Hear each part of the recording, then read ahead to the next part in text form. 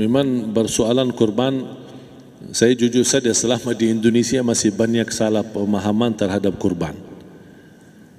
Dan saya pernah berkata, memang Islam kita di Indonesia Islam keturunan. Ya, jadi asal tahu saja ya.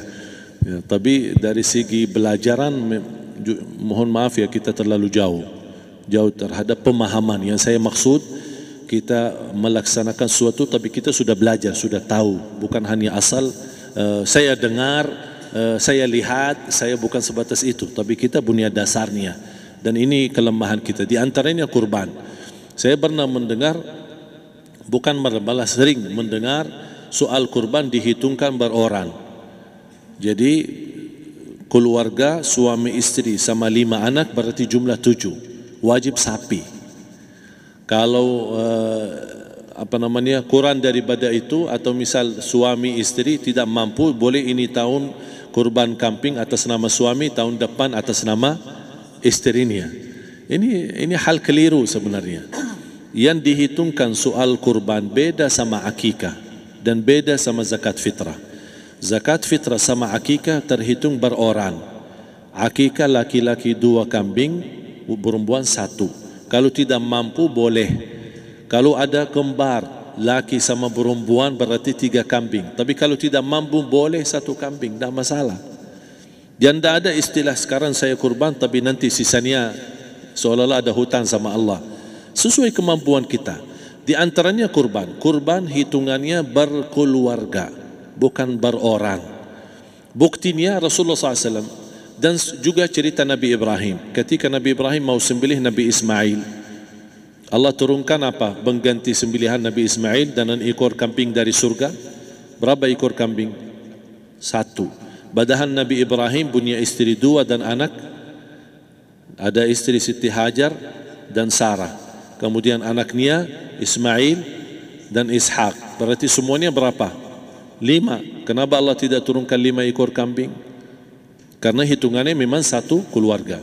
Yang kedua, Rasul sendiri sembelih 2 kambing. Pertama, Bismillah atas nama Muhammad dan keluarga Nabi Muhammad. Padahal kita tahu keluarga Nabi Muhammad SAW termasuk keluarga besar. 11 istri, belum lagi anaknya laki-laki sama perempuan. Ada yang hidup maupun sudah mati, sudah termasuk semua. Yang hidup maupun mati. Yang kedua, Rasul sembelih sembelihan yang kedua atas namaku dan umatku. Umatnya berapa miliar? Cuma 1 ekor kambing. Kenapa Rasulullah SAW berkurban atas nama dirinya dan umatnya? Saya mengambil salah satu di sini tanda sayangnya Rasul kepada umatnya.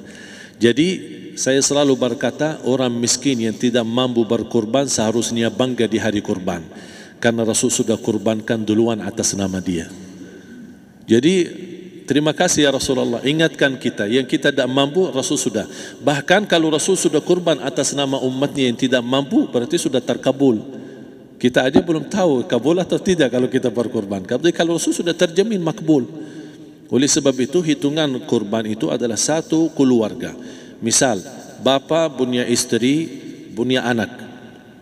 Itu kalau mampu sapi silahkan. Mampu 1000 sapi silahkan. Kalau soal kemampuan tidak ada masalah. Tapi kalau soal kewajiban, tidak ada wajib lebih daripada 1 ekor kambing. 1 ekor kambing. Misal kalau bapa punya istri 4, misal, cuman ini misal ya. Istrinya 4, setiap istri anaknya 10. Berarti jumlah berapa? Anak 40, istri 4, berarti 44, sama bapa 45. Wajib 1 ekor kambing saja, cukup untuk semua ini. Tapi kalau soal mampu, ya silahkan. Mau 1000 kambing boleh, mau 1000 sapi boleh. Tidak ada yang melarang kalau soal kemampuan. Dan kalau kita mau sembelih, Bismillah atas namaku dan keluarga. Tidak perlu bawa data-data nama keluarga. Jadi disebutkan tukang sembelihnya ada capek menunggu sambil sebutkan nama-nama. Tidak perlu. Udah Bismillah atas namaku dan keluarga. Termasuk kata atas namaku dan keluarga, termasuk orang tua yang sudah meninggal. Termasuk orang tua yang sudah, karena kita adalah hasil daripada orang tua. Itu sudah termasuk, tidak perlu kita sebutkan. Ada sebagian ulama membolehkan kalau kita mampu mau khusus kambing atas nama orang tua, tidak masalah kalau kita mampu. Tapi kalau kita tidak mampu, itu sudah termasuk orang tua kita bersama keluarga besar kita. Ini salah satu kenikmatan, dan ini termasuk juga sedekah yang berguna bagi orang yang sudah meninggal di keluarga kita. Wallahu ta'ala alam. Dan juga masalah panitia, bisa kita mewakili. Kalau kita tidak mengerti sembelihannya dan tidak mengerti cara bagiannya. Tapi ada satu sunnah yang termasuk kehilangan sunnah ini, adalah banyak yang tidak mau makan dari hasil kurban. Padahal itu sunnah Rasul. Dari akikah boleh makan, dari kurban pun boleh makan. Bahkan sunnah SAW dibagi 3. Sepertiga pertama dihadiahkan. Maksudnya kata dihadiahkan kepada orang kaya. Misal tetangga saya tapi orang kaya, dia bukan miskin, tapi boleh saling hadiah. Karena inti daripada hadiah silaturrahim. Ada keluarga kita termasuk mampu, tapi saya kasih, ini alhamdulillah saya sembelih sapi. Barangkali dia tidak mampu, cuma sembelih kambing. Udah, kita dapat daging kambing, dia dapat daging sapi. Tapi dengan niat hadiah, bukan sedekah, karena dia bukan orang miskin yang menerima sedekah. Yang sepertiga yang kedua adalah sedekah. Sedekah itu termasuk orang miskin. Yang ketiga, kita makan sendiri. Bahkan Rasulullah SAW selepas Idul Adha, beda sama Idul Fitri. Sebelum Idul Fitri dia makan kurma, meyakinkan batalan puasa. Tapi kalau Idul Adha tidak makan dan minum sebelum salat, kenapa? Bukan berarti tidak boleh. Tapi Rasulullah SAW ingin pertama pembukaannya, buka sarapannya atau makan di pagi harinya selepas Idul Adha adalah dari hasil sembelihan kambing itu atau dari kurban. Jadi kita sebagian sedikit. Tapi kalau kita merasa alhamdulillah rezeki saya banyak di rumah, alhamdulillah banyak ada makanan, mau sedekahin semuanya, semua mau sedekahin, tidak masalah. Tapi yang saya maksud, kenapa tidak kita sekali-kali hidupkan sunnah Rasul? Jadi sebagian, walaupun ada sebagian sedikit lah, buat istilahnya sama sedikit porsi nasi atau apa, karena kita berhak sebagai kita kurbankan lillahi ta'ala, kita berhak menikmati kurban ini yang lillahi ta'ala supaya kita mendapatkan keberkahannya, bukan hanya orang lain. Terus yang kedua ada masalah pembayaran. Kalau kita wakili panitia, boleh kita pesan sama panitia, tolong sedikit dari kurban saya minta buat saya makan. Itu tidak masalah, kita boleh minta. Dan boleh kita wakili, tapi kita tolong ingatkan, tidak boleh pembayaran hasil sembelihan itu dari kulitnya. Ini menjadi salah satu persoalan di Indonesia.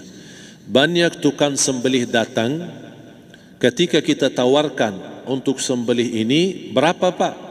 Oh tidak apa-apa, kasih aja kulitnya sama kepalanya. Jangan anda setuju, jangan anda terima. Oh maaf saya tidak bisa. Bapak berapa ongkos sembelihannya? Kita harus sepakat dulu. Tidak, saya ikhlas, tidak apa-apa, seikhlasnya. Tapi yang penting kepalanya sama kulitnya. Itu aja yang saya minta, yang lain tidak apa-apa. Tidak boleh. Tidak boleh. Kenapa? Karena ini kurban. Kata kurban berarti lillahi ta'ala, bukan untuk jual beli. Kalau kita sudah bayar dari bagian kurban, berarti bukan lillahi ta'ala. Harus kita jaga amalan itu. Tapi bagaimana cara jalan keluarnya? Kita harus sepakat, ijab kabul. Sepakat dulu, Pak, saya udah begini, saya kasih untuk sembelihan 50.000. Bapak setuju? Ya udah setuju. Selesai kan? Sudah sembelih, sudah potong, sudah semua. Lepas ini semua, kita kasih ongkos 50.000 ongkos sembelihannya.